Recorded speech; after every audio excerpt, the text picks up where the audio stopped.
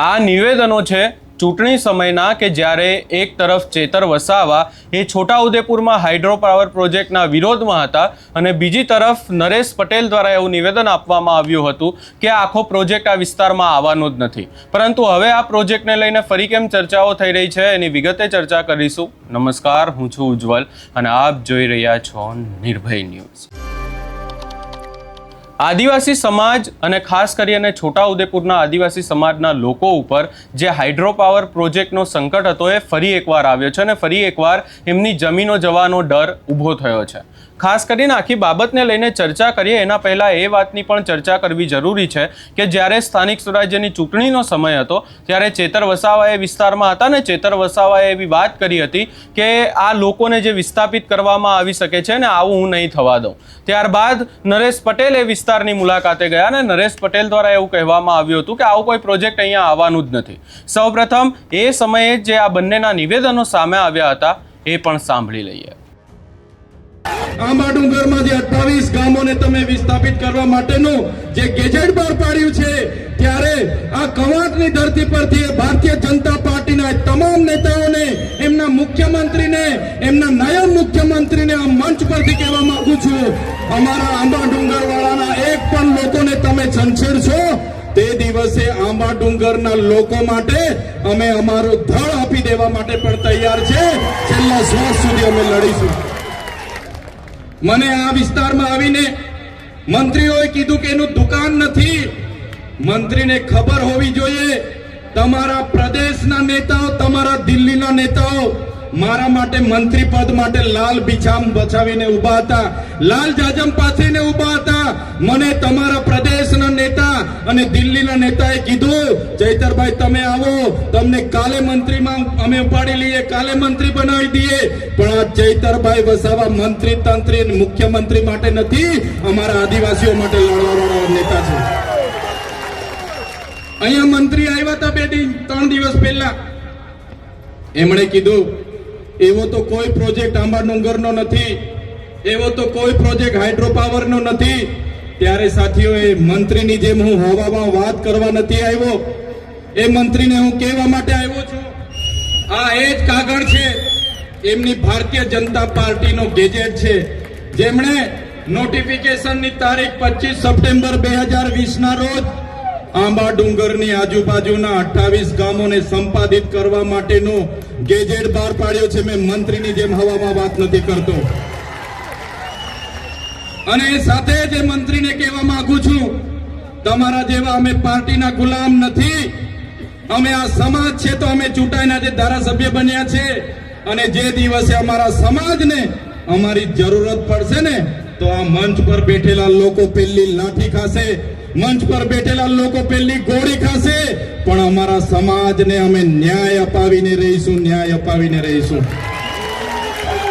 જે પ્રકારે પાડળિયામાં આદિવાસી સમાજના 12 ગામ ઉઠાડવા માટે પોલીસ અને જંગલ ખાતું ગયું અને ત્યાંના અમારા આગેવાનો એક થયા અને પાડળિયાના લોકોએ આદિવાસીનો પરચો બતાવ્યો, એ જ પ્રમાણે આવનારા દિવસોમાં જો અમારા આંબા ડુંગર અને આજુબાજુના 28 ગામ અને અમારા હાઇડ્રો પ્રોજેક્ટના નસવાડીના ગામના લોકોને જો પ્રશાસન હેરાન પરેશાન કરવા આવશે તો સમજી લો પાડલિયાવાડી અમે કવાંટમાં પણ કરીશું. પાડલિયાવાડી કવાંટમાં પણ થશે. જે જંગલ ખાતાને પોલીસના માથા તૂટ્યા હતા, એ જ પ્રકારે આવનારા દિવસોમાં અમારા એક પણ આદિવાસી ખેડૂતને અહીંયા ખોટી રીતે હેરાન કર્યો છે તો તમારા પણ અમે અહીંયા ભૂક્કા બોલાવી દઈશું.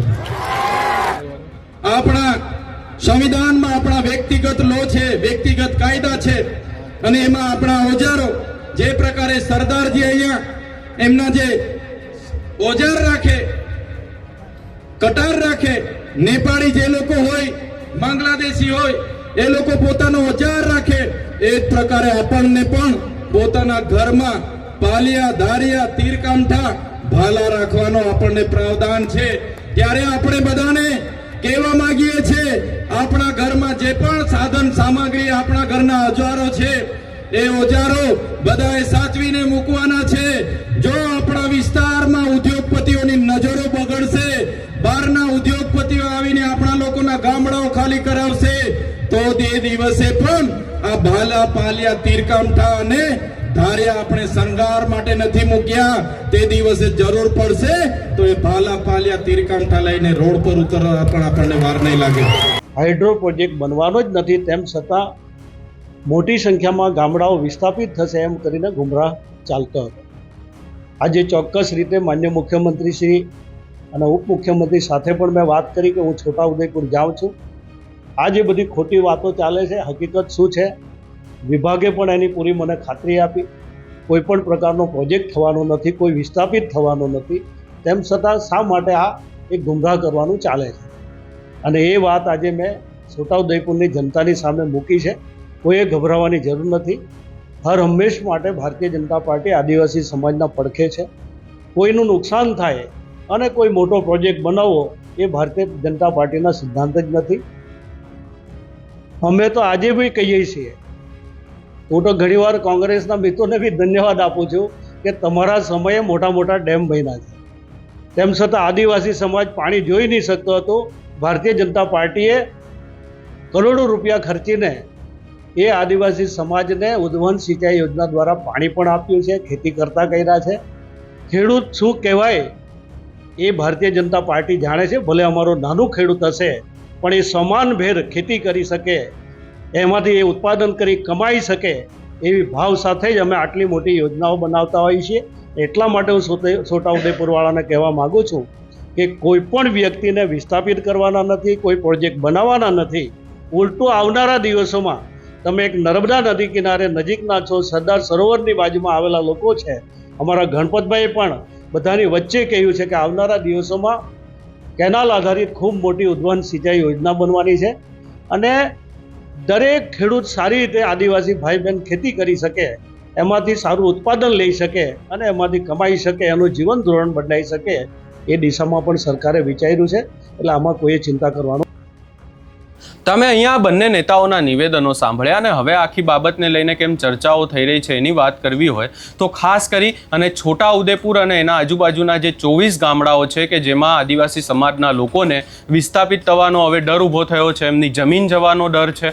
અને એટલા માટે થઈ રહ્યું છે કારણ કે અચાનક હવે એ વિસ્તારમાં અધિકારીઓ સર્વે કરવા માટે પહોંચી રહ્યા છે આ હાઇડ્રો પાવર પ્રોજેક્ટને લઈને. અને આખી બાબતને લઈને હવે વિરોધ પણ ઊભો થઈ રહ્યો છે. ત્યારે જે દ્રશ્યો સામે આવ્યા હતા કે જ્યારે અધિકારીઓ સર્વે કરવા પહોંચ્યા ત્યારે લોકોએ એમને ઘેરી અને ભગાડી દીધા હતા. એ દ્રશ્યો ઉપર પણ નજર કરીએ ને એની સાથે સાથે હવે આખી બાબતે છોટાઉદેપુરના આમ આદમી પાર્ટીના નેતા શું કહી રહ્યા છે એ પણ સાંભળી લઈએ.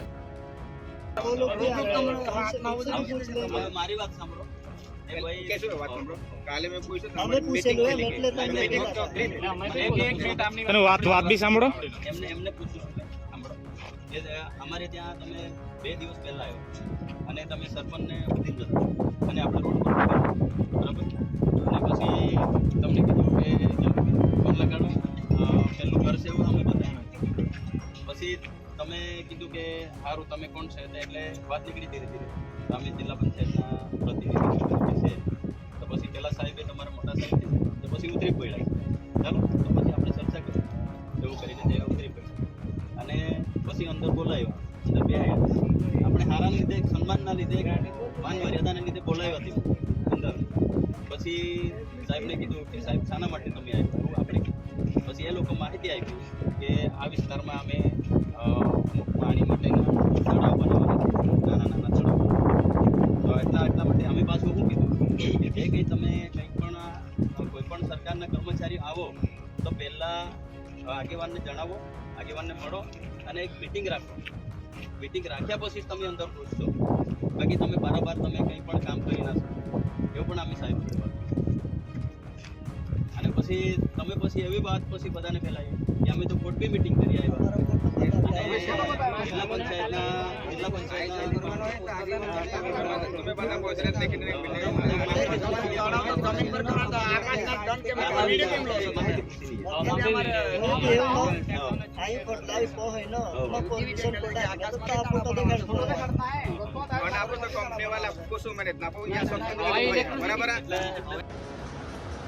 કાલે એટલે 30મી મે તુરખેડા ગામમાં એક કંપની જે સર્વે કરવા આવી હતી આ એ જ કંપની છે જેમાં બીજેપીના જે ઠગ મંત્રી, ઠગ એમએલએસ અને એક્સ એમપીઝ ઠગ જે આઈને અહીંયા જનતાને આડીને કહેતા હતા કે અહીંયા કોઈ પ્રોજેક્ટ આવવાનું નથી, અહીંયા કોઈ વિસ્થાપિત થવાનું નથી, પણ હકીકત તમારા સામે છે.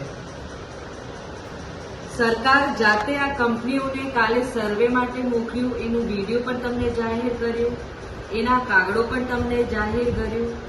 તો હું જનતાને કહેવા માંગુ છું, યાદ છે અમે કહેતા હતા કે જૂઠ બોલે કૌવા કાટે, અને આ ઠગ મંત્રીઓ આવીને તમને જે વાદો કરેલો એ બધું ખોટું નીકળ્યું.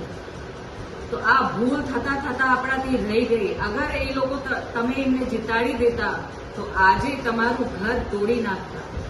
પણ તમે અમને સહકાર આપ્યું, અમને મોકો આપ્યું, અને પાછું તો પણ આ હિંમત કરીને સરકાર હવે તેમની ખીચ કાઢવા માટે એમના કંપનીઓને સર્વે માટે મોકલે છે, ખાણ ખનીજ માટે મોકલે છે, હાઇડ્રો પ્રોજેક્ટ માટે મોકલે છે. ના ત્યાંના ગ્રામજનોના જે ચૂંટાયેલા સભ્યો છે એને માન આપે છે. તો આના વિરુદ્ધ આપણે કાયદેસરની એક કાર્યવાહી કરવાની છે. આ ગેરકાયદેસર જે અંદર આ કંપનીઓ જાય છે અને ગામડાઓને હેરાન કરે છે અને એમને નુકસાન કરે છે, એના વિરુદ્ધમાં આપણે બધાને અવાજ ઉઠાવવાની છે અને આગળ આપણે આના વિશે લડત આપવાની છે. તો તુરખેડા, ધારસિમેલ અને આખું વિસ્તાર આ સરકાર પાછું લપેટેમાં લેવાની છે, ગામડાઓને વિસ્થાપિત કરવાની છે અને પ્રોજેક્ટ એ અમલ કરવાની ચાલુ કરી દીધું છે. તો હું સરકારને કહેવા માંગુ છું કે અમારા આદિવાસીઓની તમે જમીન છીનવાનું બંધ કરો, આ પ્રોજેક્ટો બંધ કરો. આ પ્રોજેક્ટો ફક્ત તમે ઉદ્યોગપતિને ફાયદો પહોંચાડવા માટે કરો છો. આ કોઈ આમ જનતાને ફાયદો થવાનું નથી ને અમારા આદિવાસી સમાજને આ ફાયદો થવાનો છે. તો તમે હમણાં જાગી જાઓ, ચેતી જાઓ, ને તો આ પરિણામ જે તમને મળ્યું છે આનાથી પણ ખરાબ પરિણામ આ બીજેપી સરકારને આવતી ટર્મમાં મળવાનું છે. અહીંયા ખાસ કરીને ચર્ચા કરવી એ પણ જરૂરી છે કે અહીંયા આપણે સ્પષ્ટપણે જોવાય છે કે નરેશ પટેલ દ્વારા સીધી જ વાત કરવામાં આવી હતી કે આવો કોઈ પ્રોજેક્ટ આ વિસ્તારમાં નથી આવવાનો, અને ચૂંટણી સમયે એવો વાયદો કરવામાં આવ્યો હતો. ચૂંટણી પૂર્ણ થઈ ગઈ છે અને ખાસ કરીને અહીંયા ચેતર વસાવાને એવું કહેવામાં આવી રહ્યું હતું કે લોકોને ખોટી રીતે ઉકસાવી રહ્યા છે, એમની જમીન વિસ્થાપિત થઈ જશે એવો ભય એમનામાં ઊભા કરી રહ્યા છે. પરંતુ અહીંયા સ્પષ્ટ રીતે જોવા મળી રહ્યું છે કે ચૂંટણી પૂરી થતાં જ હવે અધિકારીઓ સર્વે કરવા માટે પહોંચી રહ્યા છે. આખી બાબતને લઈને જોવાનું રહેશે કે આગામી સમયમાં શું થાય છે. આ સમગ્ર બાબતે તમારો શું અભિપ્રાય છે એ અમને કમેન્ટ કરી જરૂર જણાવશો ને અમારી ચેનલ નિર્ભય ન્યૂઝને લાઇક, શેર, સબસ્ક્રાઇબ કરવાનું ભૂલશો નહીં.